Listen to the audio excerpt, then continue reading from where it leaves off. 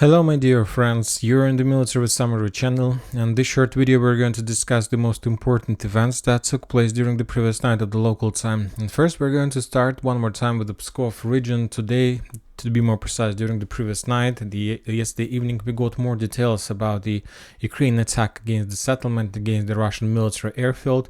The sources are saying that the Ukrainians attacked this airfield not from the territory of Ukraine. The sources are saying that the Ukrainians attacked this airfield using the territory of Estonia, one of the Baltic states.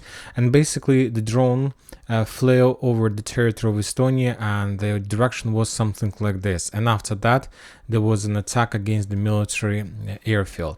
Also, the Russians reported that during that attack, there was a ship, the NATO ship F-597 Antonio Marcellia.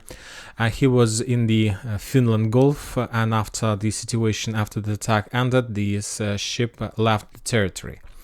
So this is the situation regarding Pskov. Now we're moving to the ground. Today we have a lot of interesting geolocations, and first of all we're going to talk about the north of Robotyne. We got more updates about the living road that Ukrainians use to supply and support their forces in Robotyne, and to supply and support their forces that the Ukrainians are planning to use to attack Verbova. As you can see, this road is under complete fire control. Another video evidence that the Russians destroy or at least attack another Ukrainian tank. Furthermore, there was another video almost from the same direction, how the Russians managed to discover and to destroy the Ukrainian Leopard tank 2A4. And the thing is that the Ukrainians try to supply and try to probably concentrate their forces in this area. For example, if you remember yesterday, we discussed another attack, another area of the traffic over the living road, how the Ukrainians use this road to supply their forces. We see that Ukrainians haven't managed to maintain their flanks in this area, so that's why the Russians do have possibility to control this area within even the soldiers on the ground. They don't need to use even drones for these purposes, and that's why this situation makes this road not very safe for this purpose. But anyway, the Ukrainians don't have much time to continue developing their bridgehead, and currently we see, and this traffic along this road means that Ukrainians try to concentrate their forces in this direction, and they're moving their forces from Novodanilivka along the main road. And after that, I believe that Ukrainians sent some part of the forces further to the in direction of the fields, and they tried to concentrate another army, another group in this direction before the next wave of attack in direction of the settlement Novoprokopovka and Verbova. And we discussed just yesterday how the Ukrainians managed to enter, at least the first reconnaissance teams enter the western edge of the settlement, and the Ukrainians continue bombing the settlement and to make something like artillery preparation. So we expect another intensifying of actions within the next few days. Very interesting geolocation we got this morning from the Marinka direction, and the author of the video claims that on this video we can see how the Russians attacked and destroyed the Ukrainian ammo depot in the Marinka direction.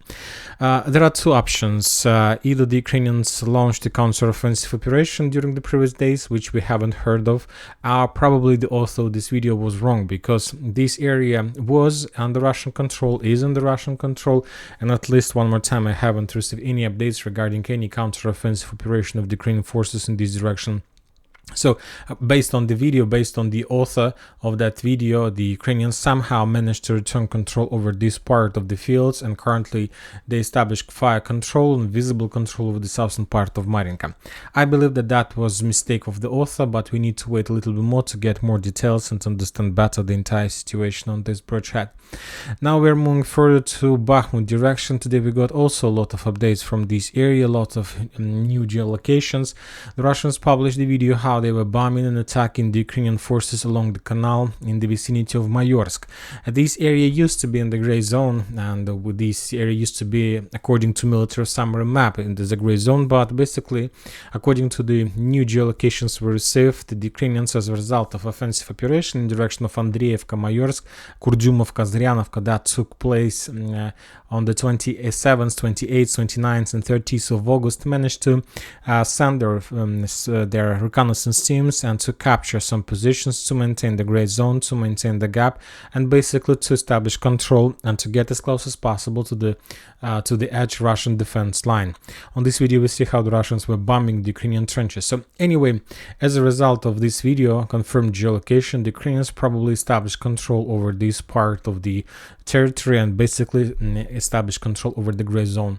When talking about Andreevka, we have already discussed the progress of the Ukrainians on the southern flank of Andreevka, and today we got more details, and today we got more updates from the north of Andreevka area. For example, one of the videos that were published on the 28th of August was geolocated, and this is like an attempt of Ukrainian forces to attack and to storm the Russian positions between Klishchiivka and Andreevka, which also confirms that Ukrainians managed to establish control over this area. I'll remind you that starting from the 28th and 27th of August, the Ukrainians were trying to attack the Russians to make a very powerful offensive operation, but that attack was repelled by the Russians, and so we'll see. But anyway, there was an attack. There was like at least two geolocated videos, one of them from the south of Klishchiivka and the second one in the central part of Klishchiivka. So probably there is a very high chances that as a result of fierce clashes in this area, the Ukrainians at least managed to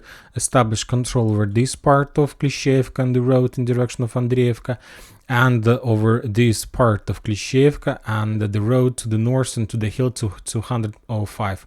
So maybe these two territories is under Ukrainian control. We need more details and more geolocated video to confirm or not this doctrine, this piece of information. We haven't received nothing during the previous night about the Kupiansk and Liman front lines.